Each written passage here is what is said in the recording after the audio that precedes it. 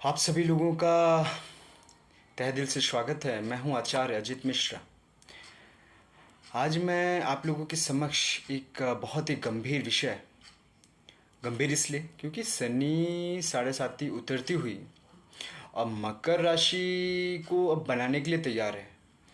और जिन जिन जातकों को बनना है उतरती हुई साढ़े साती, क्योंकि ये अभी बना के जाएगी 2.5 साल 3 साल में। अगर आप इसमें छूट गए तो 30 साल आपके जीवन उसी संघर्ष जो अभी चल रहा है थोड़ा सा तो ठीक होगा, लेकिन पूर्णतः ठीक नहीं हो पाएगा। इसीलिए मेरा पूर्ण बल इसी पे है कि समय से पूर्व आप लोग करते रहें, तो तप वगैरह करते रहें, पूजा पाठ करते रहें, जब तब करते रहें। इसीलिए आप लोगों से आग्रह है कि आप लोग कुछ न कुछ करते रहें। चलिए तब आखिरी तक बने रहिए, क्योंकि मैं आप लोगों को एक विशेष उपाय बताऊंगा साढ़े साती से बचने के लिए। जिन लोगों का कर्ज की समस्या निरंतर बढ़ती जा रही है, साथ ही साथ जिनका वैवाहिक जीवन अच्छा नहीं चल रहा है, इन दोनों लोगों के लिए मैं, और साथ ही साथ जिन लोगों की जॉब की समस्या है उनके लिए मैं अंत में एक उपाय ज़रूर बताऊंगा। तो इसके लिए आप थोड़ा सा इंतज़ार करें और वीडियो को समझिए। देखिए अभी क्या है कि आप इस साइड देखेंगे तो आपको दिख रहा है कि मकर राशि का अभी गोचर आप लोगों के सामने है। और अभी आप देखोगे कि द्वितीय भाव पे आपके शनि विराजमान है। और सभी कह रहे हैं कि 17 जून से ये वक्री होगा। तो वक्री होगा, मेरा मानना है कि वक्री जब होता है तो कई ग्रहों का जो फल है वो बढ़ जाता है, लेकिन शनि का यहाँ पे फल तो नहीं बढ़ेगा। हालांकि ये क्या करेगा, ये बैक होगा, थोड़ा सा बैक होगा, पीछे जाएगा। और मकर में जो इस प्रभाव दे रहा था अभी कुंभ राशि में है, मकर का प्रभाव देना शुरू करेगा। अब मकर के समय आप लोग किन किन हालातों से गुजरे हो वो बताने की ज़रूरत नहीं है, वो तो सभी जान रहे हैं कि कैसी स्थिति थी, किस प्रकार का अंधकार जीवन में छाया हुआ था। बहुत लोग तो अभी निकलना शुरू हो गए। अभी जब तक पूर्णतः शनि यहाँ से वक्री होके मार्गी नहीं होते तब तक का समय तो अच्छा नहीं रहेगा। उसके बाद देखेंगे कि मेष राशि में आपके चतुर्थ में राहु और गुरु विराजमान है, और साथ में बुध भी विराजमान है। अभी 8 जून को बुध चले जाएंगे आपके पंचम में। तो जब तक राहु गुरु साथ में विराजमान, तब तक समय परिस्थिति थोड़ी सी विपत्ति आपके लिए, क्योंकि संशय का हर समय मन में चलता रहेगा कि मेरा समय कब सुधरेगा, मेरा समय कैसे सही होगा। इसीलिए कह रहा हूँ कि गुरु वहाँ पे पीड़ित अवस्था में है। तो गुरु की बात आप मानोगे नहीं, गुरु की बात को आप समझोगे नहीं, क्योंकि मैं देख पा रहा हूँ ऐसी परिस्थितियाँ कई लोगों के समक्ष आ रही हैं कि वो समझ रहे हैं कि नहीं जो बता रहे हैं ये ऐसी बातें बता रहे हैं। जी नहीं, मैं यहाँ पे एकदम क्लियर कर रहा हूँ आपको, गुरु यहाँ पे पीड़ित अवस्था में है।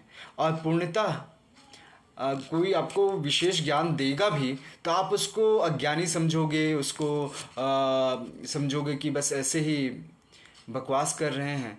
तो ऐसा तो ये राहु ही करा सकता है और किसी के ग्रह में वश में नहीं।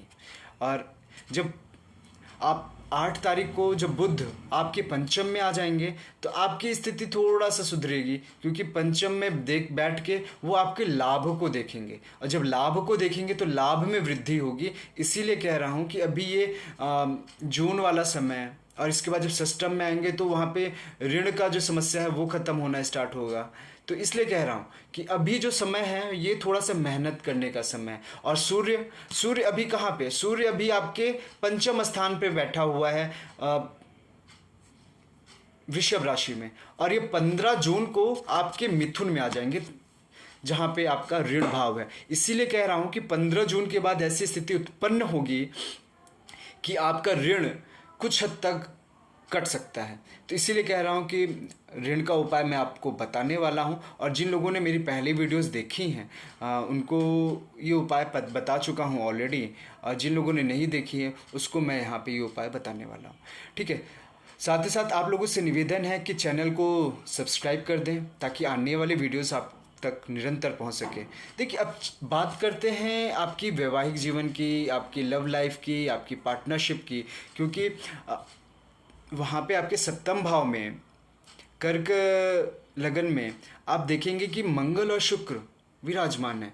अब मैंने वैसे भी बोला मंगल नीच का एनर्जी तो हाई कर दे रहा है, तो ऐसे में क्या होगा, आपका मतभेद होगा, और मतभेद होगा तो क्या परिस्थितियाँ होंगी आप लोग जान ही रहे हैं। इसीलिए कह रहा हूँ कि अभी ऐसा समय है कि लड़ाई करने की आवश्यकता नहीं है, बातचीत करने की आवश्यकता नहीं है। अगर ऐसी स्थिति आती है तो थोड़ा सा शांत हो जाए, थोड़ा घर से बाहर निकल जाए, ताकि आपका मूड शांत हो जाए, तो कोई ऐसी बात वहाँ तक ना पहुँच सके। क्योंकि मंगल और शुक्र ऐसी स्थिति में केसेस करवा सकते हैं, कोर्ट कचहरी मुकदमा की स्थिति पहुंच सकती है। इसलिए थोड़ा सा नियंत्रित करें, अपनी वाणी पे नियंत्रण करें। हालांकि पंचमेश बुध जब पहुंचेगा 8 जून को, तो वहाँ पे वो सारी चीज़ों को नियंत्रित करना शुरू करेगा। क्योंकि जब तक अभी वो राहु गुरु के चंडाल योग में भी फंसा है, तो वो बहुत कुछ कर नहीं पाएगा, आपकी वाणी भी गलत प्रभाव में बह जाएगी, और जिसकी वजह से आपसे गलतियाँ हो सकती है।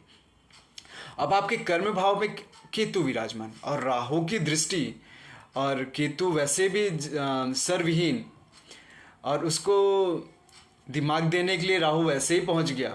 तो ऐसी स्थिति में कर्म, सही कर्म नहीं कर पा रहे हो।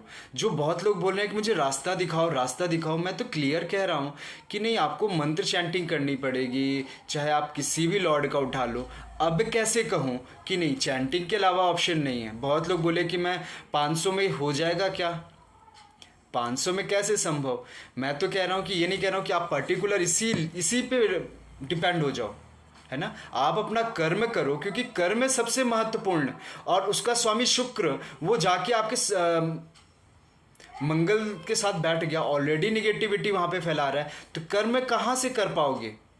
और कर्म करोगे भी तो व्यभिचारी योग बन गया शुक्र मंगल के साथ, तो कामना वासना बढ़ने लग जाएगी, है ना, गलत कर्म करने लग जाओगे। इसलिए कह रहा हूँ कि अभी ये समय थोड़ा सा भक्ति भजन में बढ़ाने का है, ताकि आपसे गलत कर्म ना हो सके। और आने वाला जो समय है, शनि के 7.5 जैसे ही यहाँ पे आखिरी चरण में जैसे ही वक्री होके मार्गी पहुँचेगी, वहाँ से देख लीजिएगा कितने लोग आसमान को छूने लग जाएंगे।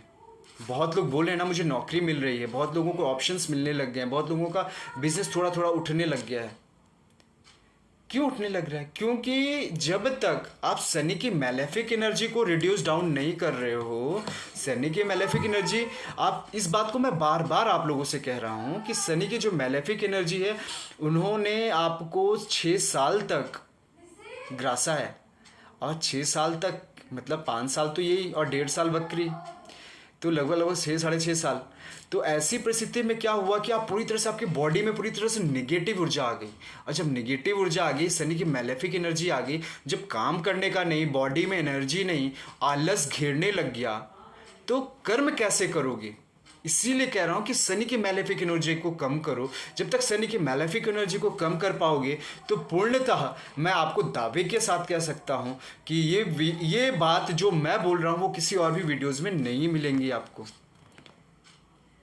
ठीक है। इसीलिए कह रहा हूँ कि आप लाइक करो, सब्सक्राइब करो, क्योंकि आने वाली वीडियो में मैं एक बात और आप लोगों के लिए लेके आने वाला हूँ कि शनि कौन सी राशि में, मतलब कौन सी लगन में मकर राशि के लिए क्या क्या करेगा, और कैसी कैसी स्थितियां पैदा कर दी थी जिसकी वजह से आपके जीवन में इतनी दिक्कतें आ गई। तो शनि के मैलेफिक एनर्जी के लिए आप क्या कर रहे हो, इसके लिए मुझे कमेंट डालो कि आपने किया कि नहीं किया। कमेंट वो लोग मत डालो जो फालतू कमेंट्स डाल रहे हो, उनके डालने से कोई फ़र्क नहीं पड़ने वाला कि मैं सिर्फ मकर राशि के लिए वीडियो बना रहा हूँ। मेरे पास तो टाइम ही नहीं है साधना के अलावा, मेरा जब दिल लग जाता है तो फिर उठने का मन नहीं करता। तो बस मकर राशि अगर संभव है मैं और राशियों के लिए बनाऊंगा, ऐसा नहीं कह रहा हूँ कि और राशियों के लिए नहीं बनाऊंगा, लेकिन थोड़ा सा समय का भी अभाव। तो मकर राशि थोड़ी सी मेहनत करो, कर्म करो, क्योंकि कर्म तो करना पड़ेगा। मैं तो बोल रहा हूँ कि आपको पसीना बहाना पड़ेगा।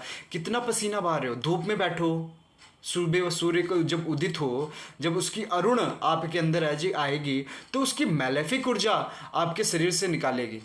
आप वॉकिंग करो, पसीना निकालो, खेलो कूदो, देखो ना कैसे नहीं होता है। सब कुछ संभव है, सब कुछ आपके ऊपर संभव है। जब आप ठान लोगे तो सब कुछ हो जाएगा, ठीक है। मन के हारे हार है, मन के जीते जीत। तो अभी आपको निर्णय लेना पड़ेगा, सही डिसीज़न लेने पड़ेंगे।